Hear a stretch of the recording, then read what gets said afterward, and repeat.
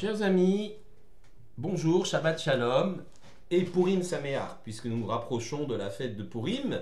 Et la sidra que nous allons lire ce Shabbat est la sidra de Tetzavé, mais c'est un Shabbat bien particulier, puisque nous allons lire dans un deuxième Sefer Torah la fameuse paracha de Zachor. Zachor signifie souviens-toi. En effet, cette paracha est lue le Shabbat précédent Purim. C'est un extrait de la Sidra du Deutéronome qui s'appelle Kitetse, la fin de cette Sidra de Kitetse, et qui raconte comment Amalek a agressé le peuple juif. Amalek, c'est un peuple qui aujourd'hui a disparu, en tout cas physiquement, mais dont les descendants spirituels sont fort nombreux. Amalek se caractérise par sa volonté de détruire les juifs uniquement parce qu'ils sont juifs. Il n'y a pas d'autre motivation que celle-là, même si ça s'habille de différentes revendications et d'une forme de théorie. Amalek cherche à détruire Israël coûte que coûte, le peuple juif coûte que coûte. Nous en avons fait l'amère expérience, notamment au XXe siècle avec la Shoah, mais aussi aujourd'hui avec les terroristes du Hamas et autres Hezbollah qui en fait, sont animés par une haine du Yahoud, du juif, qui est une haine terrible et qui ne répond à aucun critère logique. Ça, c'est Amalek. Et nous avons donc le devoir de lutter contre Amalek et de détruire Amalek. C'est le sens de cette paracha de Zachor que nous lisons, donc juste après la sidra principale, la première sidra, celle de Tetzavé. Nous la lisons avant Purim, bien évidemment, parce que Purim, c'est l'histoire d'un génocide avorté, celui qu'Aman a voulu, descendant d'Amalek, cette fois-ci physiquement, qu'Aman a voulu perpétrer sur le peuple juif. Il a échoué par l'histoire que nous connaissons, l'histoire grâce à Esther, Mordechai et à Kadosh Baruch Hu qui se cachent derrière l'histoire. Mais donc, traditionnellement, nous devons lire cette paracha d'Amalek avant Purim. J'ajouterai que c'est peut-être la seule, je dis peut-être parce qu'il y a une discussion sur la paracha de Para, la vache rousse, on verra ça un peu plus tard, mais il y a une discussion. En tout cas, tout le monde est d'accord que la paracha Zachor est la seule paracha ordonnée par la Torah. C'est-à-dire que toutes les autres lectures sont des obligations rabbiniques instituées par Ezra et la Grande Assemblée vers moins 480, alors que la paracha de Zachor, elle est déjà était obligatoire, minatora, d'après la Torah, de la lire obligatoirement, et donc c'est pourquoi cela revêt une importance considérable et il faut que chacun l'écoute, y compris d'ailleurs les dames. Donc tout le monde doit à cette mitzvah d'écouter Parashat Zachor. Et puis après Zachor, bien sûr, va venir la fête de Purim. Et la fête de Purim n'est pas un événement mentionné et ordonné par la loi écrite, par la Torah. C'est une institution d'ordre rabbinique.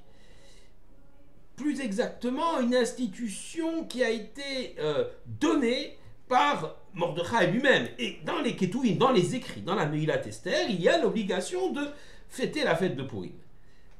Elle n'est donc pas considérée, cette fête, comme un Yom Tov, du point de vue de la halacha, avec toutes les règles des interdits de Yom Tov, mais son importance est considérable dans la conscience juive.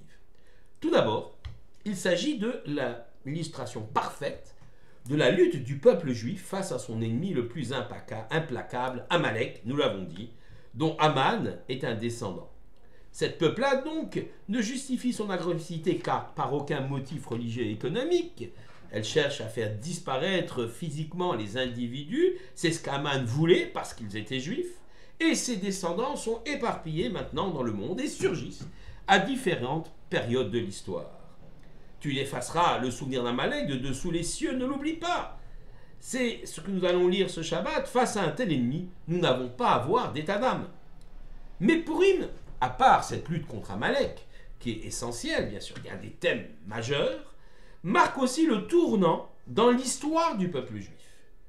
Pour la première fois, Dieu n'intervient plus ouvertement, par des miracles grandioses, dans la conduite des événements. Son nom n'apparaît pas dans la Megillah, du tout, on n'a pas le nom de Dieu. Et les acteurs semblent évoluer de façon indépendante. Esther, Mordechai, le roi Achashverosh. Est-ce donc là une simple intrigue de palais, banale, dans les cours et les harems persans? Non, certainement pas. Dieu est voilé, masqué, et n'apparaît que par allusion. On sait que le mot Amelech, le roi, eh bien, apparaît en tête de chaque colonne. Il signifie bien sûr une allusion au roi Achashverosh, au roi perse, mais aussi une allusion cachée à l'Éternel lui-même, qui reste le maître de l'action. Et moi, je cacherai ma face, dit le verset du Deutéronome, chapitre 31, verset 18. Tu es un Dieu qui se cache, répète comme écho Isaïe. Ce comportement de Dieu qui se cache dans l'histoire était annoncé par la Torah et par les prophètes, par Isaïe ici, et voulu par Dieu pour un stade déterminé de l'histoire. On trouve même dans la Torah, écrite, dans la loi écrite, une allusion aux péripéties d'Esther. D'où savons-nous, dit la Torah, dit le Talmud de Choulin, le traité de Choulin, 139b, d'où savons-nous qu'Esther est déjà prévue dans la Torah? C'est qu'il est écrit, dit la Gemara, et moi je cacherai ma face. Aster astir panai, dit le Talmud, Aster signifie cacher, et proche étymologiquement du mot Esther, donc Esther, la reine Esther.